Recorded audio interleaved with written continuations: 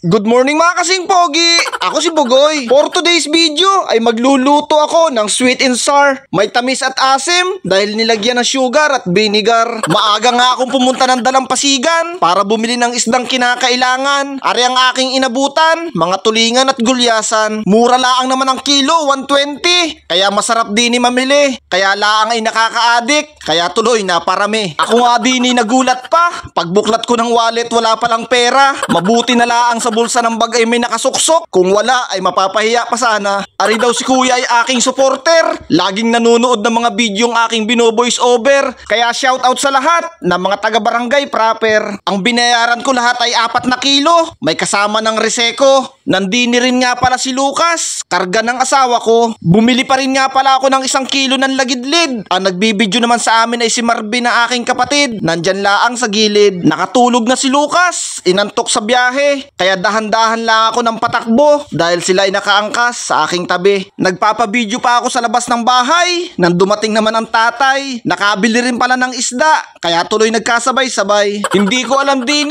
kung alin ang aking uunahin. Pero dahil ako'y gutom na, mag-iihaw muna ng isa para makakain. Nilagyan ko laang magkabila ng asin. Tapos sa baga ko na pagugulungin. Ayang-ayang laang sa uling. Hindi pwedeng biglain. Dahil aray nakakailay. Kapag hilaw ang iyong nakain, sa gutom ko'y nagdidilim na ang aking mata. Matagal ko naman niyang inihaw. Mukha laang mabilis dahil pinas-forward ko na. Ngayon ako'y kakain muna mag-isa. Hindi ko na tinawag ang aking asawa. Dahil sa pagpapatulog kay Lucas, nakatulog din siya. Masarap ang inihaw. Tapos sa sibuyas, kamatis, toyo at kalamansi mo isasawsaw. Hindi ko naman ari uubusin. Titirhan ko din ang aking asawa. At baka ako'y hindi pansinin. Ako'y nakakain na. Bumalik na ang lakas at sigla. Ari nga pala yung mga lagidlid. Ililipat ko muna. Sa iba, ari ay tinatawag na matambaka. Ari naman ay malaking tulingan. Tinatawag na gulyasan. Hihiwaan ko laang sa pusod para mahugot ang laman at bihod. Nakaluto na ako na rin ng sinigang. Nagawa ko na rin aring ginataan. Ngayon ay susubukan ko ang pangmayaman. Delikado. Sweet and sour naman. Itatago ko muna sa rep ang iba. Pag may 1 linggo kaming puro gulyasan, pihong kami purga. Ako'y magpiprito na.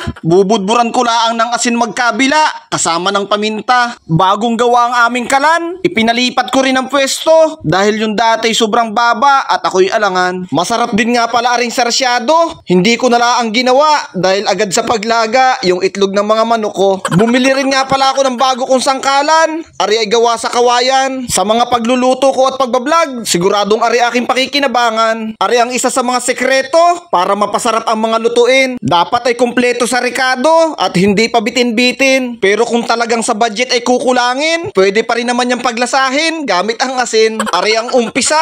Ako muna'y magigisa. Inuna ko ang sibuyas kaysa sa bawang at luya. Wala namang problema kung sino ang mauna. Pero sa kantang bahay kubo, sibuyas talaga muna. Isinunod ko na ang carrots para ri ating mapalambots. Talaga namang gusto'y tugma, baka tayo'y makurots. Inilagay ko na rin ang mga bell pepper. Salamat nga pala sa lahat ng aking mga follower. At ako'y patuloy niyong sinusuportahan kahit medyo OA ang aking pagbo-voice over. Marami ho ang nagtataka kung bakit bihira daw ako mag-upload ng video. Pinipilit ko lang ho talagang makagawa ng isa kada linggo. Dahil ako'y meron pa hong pinagkakabalahan at dapat unahin na trabaho. Ari nga pala ay maluluto na. Kaya nilagyan ko na ng paminta, asukal at suka na magbabalanse ng lasa. Nilagyan ko laang ari ng kaunting asin at nagtunaw ng cornstarch para mapalapot na rin. Sa aking pagtikim, kulang na laang ay kanin. Kaya ilalagay ko na ang isda para kami ay muling makakain. Madali laang naman magluto kung tutuusin. Pero dahil ako'y nagse-set up pa ng mga kamera, kaya inaabot ang tanghalian aring sa akin. Nandini na rin si Lucas. Mahaba ang tulog ng aking mag-ina, kaya ang mukha ay maaliwalas. Ari ang tunay na kayamanan, yung ang pamilya mo ay masigla at malayo sa mga sakit at karamdaman. Kaya nagpapasalamat kami sa Diyos na nagbibigay sa amin ng patuloy na kalakasan. Sige ho, God bless sa lahat. Salamat ng